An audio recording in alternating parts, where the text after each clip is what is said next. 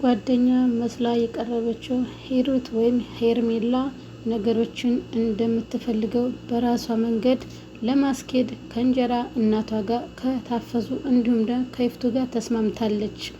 ታፈሱ አሁን ላይ በጣም መልካም ሰው ሆናለች።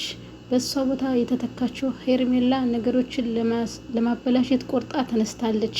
በዚህ ምክንያት አጅሬት ይፍቱ እንዴት በትረፍደኝ ነው ወንድሜ አንገቴን ላይ ሊያንቀኝ የደፈረው እያለች በጣም ኃይለኛ ለመበቀል ሞክራለች። የመጀመሪያው ሙከራውም ወንድሜ እንዴት ቢደፍረኝ ነው አንቁ እንደዚህ ተንከባክቤ አሳድጌ ጦርነት ዛቻና ፍራቻ ሰጥቷታል።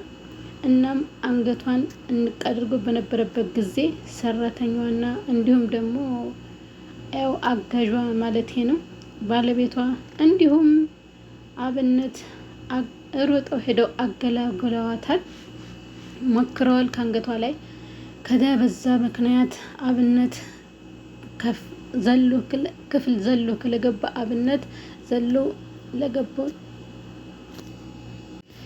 እዚህ መኝታ ክፍል እንደገባው እንዴት መሆኑን አላቅም ነበረ። እንደዚህ ውርድ ከራሴ ነው በማለት ሄርሜላ የምትለዋን አማላ ዋጋዋ እንድትሰጠው ህይወቱን እንድታበላሸው እንድታመሰቃቀለው አዛለች ማለት ነው።